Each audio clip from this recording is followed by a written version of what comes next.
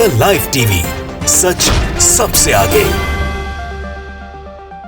दोस्तों 2014 तक जब आप सरकारों के कामकाज या उनकी घोषणाएं सुनते होंगे तो आपको सुनने में आता होगा कि सरकार ने एक बड़ा विश्वविद्यालय बनाया, एक बड़ा अस्पताल बनाया, अस्पतालों की चेन बनाई, इतने सारे रोजगार निकाले, लोगों को पढ़ा लिखा के रोजगार से जोड़ा। ये सारी चीजें बहुत सामान्य सी होती होंगी। लेकिन अब 2014 से जब से बीजेपी की मोदी सरकार आई है तो आप सुनने में आता है कि सरकार ने ये खत्म कर दिया, बीजेपी की सरकार ने इसको रोक दिया, बीजेपी की सरकार अब ये नहीं होने देगी।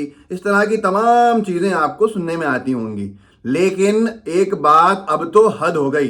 अंबेडकर जी के से संबंधित जो बात है और मीडिया के अंदर बहुत ज्यादा छपी है, बीबीसी ने छापा है इंडियन एक्सप्रेस का हवाला देते हुए, और ये लिखा है कि दिल्ली यूनिवर्सिटी की समिति ने अंबेडकर पर कोर्स को हटाने का प्रस्ताव दिया। प्रेस रिव्यू मतलब अंबेडकर जी के जो संविधान है उसका सम्मान बहुत से ऐसे लोग हैं जो सरकार में बैठे हुए हैं जो नहीं करते होंगे। बहुत बार ये तक कह चुके, बयान दे चुके हैं कि संविधान बदलने के लिए हम ये कर सकते हैं, वो कर सकते हैं, बहुत सारी चीजें। लेकिन अब अंबेडकर जी को पढ़ाने से आपत्ति। दिल्ली यूनिवर्सिटी की समिति ने अंबेडकर पर कोर्स को हटाने का प्रस्ताव दिया। ये इंडियन एक्सप्रेस ने लिखा है, सूत्रों से अपने हवाले से लिखा ये खबर प्रमुखता से इंडियन एक्सप्रेस ने छापा है, उसी को कोट करके बीबीसी ने भी अपने आर्टिकल के अंदर इसका उल्लेख किया है। अभी तक पिछले 9 सालों में कई जगह ऐसा सुनने में आया और बहुत सामान्य सा हो गया है कि अंबेडकर जी की प्रतिमा को खंडित कर दिया। कुछ इस तरह के लोगों ने जो बहुत ही नफरत भरी विचारधारा के हों, उन्होंने अंबेडकर जी की प्रतिमा पे कालिक लगा दी। ये सारी चीज़ें तो अब तक थीं, लेकिन अब इस पूरे सिस्टम से अंबेडकर जी को पढ़ाने के प्रस्ताव का नहीं पढ़ाने का प्रस्ताव आना दिल्ली यूनिवर्सिटी के अंदर ये क्या बताता है? जेएनयू टारगेट है, कोई और से विश्वविद्यालय टारगेट है, पर डीयू ने इसको साफ किया है अभी तक के इस तरह का प्रस्ताव हमने नहीं दिया।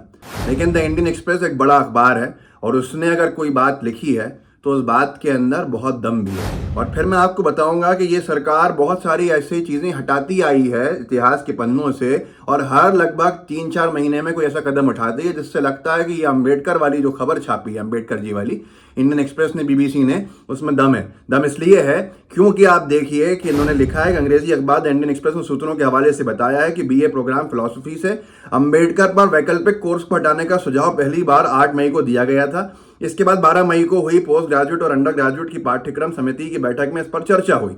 इस समिति ने सुझाव पर कड़ा विरोध जाहिर किया और कहा कि अंबेडकर देश के बहुसंख्यक लोगों की सामाजिक आकांक्षाओं के एक स्वदेशी प्रतिनिधि हैं और उन पर शोध भी तेजी से बढ़ रहा है। स्थायी समिति ने राष्ट्रीय नीति 2020 के तहत पाठ्यक्रम की समीक्षा करते हुए यह सुझाव दिया था। हालांकि स्थायी समिति के सदस्यों ने इंडियन एक्सप्रेस को बताया कि अभी तक कोई बदलाव नहीं हुए हैं और आखिरी फैसला अकादमिक परिषद के हाथों में है, जो शैक्षणिक मामलों में निर्णय लेने वाली शीर्ष इकाई है। सीधे इंडियन एक्सप्रेस ने अपना सोर्स भी बताया कि जिस मीटिंग में यह प्रस्ताव लाया गया, उस मीटिंग में जिन लोगों ने विरोध किया उन्होंने इसको बताया है कि ये प्रस्ताव लाया गया है मीटिंग्स के अंदर 2 बार कि ऐसे जो पाठ्यक्रम के अंदर अंबेडकर जी के ऊपर है उनको हटाने की वहां पर बात रखी गई, ये प्रस्ताव रखा गया। और ये नई बात इसलिए नहीं है कि सीबीएसई के माध्यम से तो कई ऐसी चीज़ें हटाई जा चुकी हैं, चाहे वो मुगल हों, चाहे वो इस्लामिक इतिहास हो, चाहे वो संविधान सभा की चर्चा हो, चाहे वो कश्मीर के 370 को लागू करने के समय की बात हो, इतिहास हो, ऐसी बहुत सारी चीज़ें हैं। गांधी जी से संबंधित चीज़ें हैं, बहुत सारी चीज़ें, मौलाना आज़ाद संबंधित चीज़ें। मैं आपको पढ़ के सुना देता हूँ। एनडीटीवी ने लिखा था, अभी कुछ वक्त पहले की बात है। सीबीएसई ने पाठ्यक्रम से इस्लामी साम्राज्य, शीत युद्ध पर अध्याय हटाया, फैज़ की नज़में भी बाहर। विषयों या अध्यायों को हटाए जाने संबंधित तर्क के बारे में पूछे जाने पर अधिकारियों ने कहा कि परिवर्तन पाठ्यक्रम को युक्ति संगत बनाए जाने का हिस्सा है और ये सब कुछ जो हो रहा है राष्ट्रीय शैक्षिक अनुसंधान प्रशिक्षण परिषद की सिफारिशों के अनुरूप है। एक और आप सुन लीजिए कि एबीपी ने लिखा कि सीबीएसई ने सिलेबस से हटाई फैज़ की शायरी, लोकतंत्र और विविधता का चैप्टर भी हटाया। अब आप सोचिए, डेमोक्रेसी से किसको परेशानी होगी और डेमोक्रेसी से किसको आपत्ति होगी? तो आप विचारधारा को समझ सकते हैं कि इतिहास में बच्चों को पढ़ाने से क्यों रोका जा रहा है। क्या अपने विचारों को बच्चों में डालने का प्रयास है? क्या कल को ये कहा जाएगा कि गोडसे ने गांधी जी को नहीं शहीद किया था, बल्कि अपने आप गोली जो थी गांधी जी को लग गई? ये बड़ा सवाल है, बड़े विषय हैं जिसके ऊपर आज चर्चा सिविल सोसाइटी की तरफ से होना चाहिए कि हमारे जो देश का भविष्य है, जो बच्चे हैं इस देश के, उनके जहन से, उनके दिमाग से, उनकी शिक्षा से कैसे खिलवाड़ किया जा रहा है और क्या ये सही है या गलत है। इतिहास होता है। न्यूज़ 18 ने लिखा कि एनसीईआरटी ने 11वीं कक्षा की किताब से मौलाना आज़ाद का उल्लेख हटाया, सिलेबस में हुआ बदलाव। अब आप खुद सोचिए, ये चिंता का विषय है या निंदनीय है या हास्यास्पद है कि देश के पहले शिक्षा मंत्री को किताबों से हटाया जा रहा है। क्या सिर्फ इस बात के लिए कि वो कांग्रेस के सरकार में और कांग्रेस के बड़े नेताओं में से एक थे और मुसलमानों में से एक नेता थे जिन्होंने हिंदू मुस्लिम एकता की बात करी हमेशा, जिन्होंने पाकिस्तान का विरोध किया जब से बनने से लेकर आखिरी सांस तक, और भारत के अंदर सेकुलरिज्म को हर जगह आगे बढ़ाया।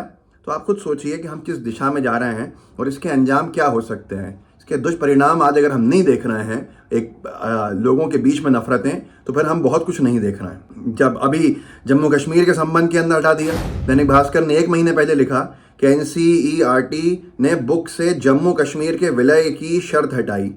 देश के पहले शिक्षा मंत्री मौलाना आज़ाद का उल्लेख भी किताबों से हटाया गया है, और उल्लेख अगर हटाया गया मौलाना आज़ाद साहब का, तो आपको हैरानी होनी चाहिए कि गांधी जी तक का हटा चुके हैं।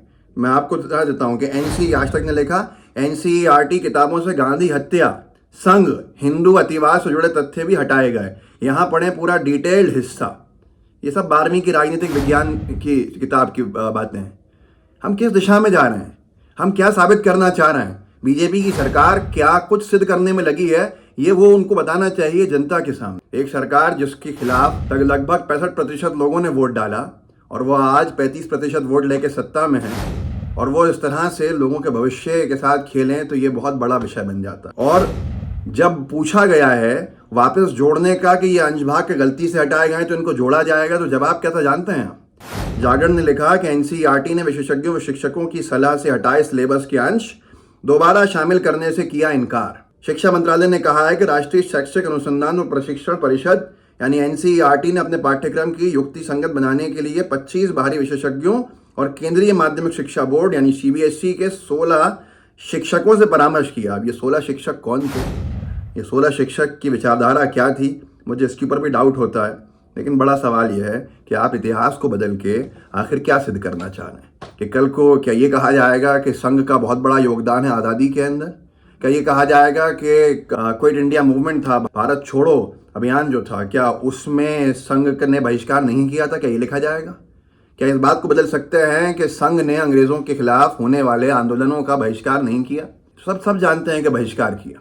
क्या ये बात बदल सकते हैं? क्या वीडी सावरकर का नाम सस्पेक्टेड जो लोग थे गोडसे के साथ उनमें था, ट्रायल के अंदर वो हिस्सेदार रहे? क्या ये बात बदल जा सकती है कि माफ़ी वीडी सावरकर ने मांगी? ये सारी चीज़ें हैं जो बहुत बड़ा विषय है। इस वीडियो को आगे बढ़ाइएगा, लोगों को कम से कम जागरूक कर सकते हैं, कीजिए। लाइव टीवी को सब्सक्राइब भी कीजिए, बेल आइकन भी दबाइए। जय हिंद, जय भारत। द लाइव टीवी, सच सबसे आगे।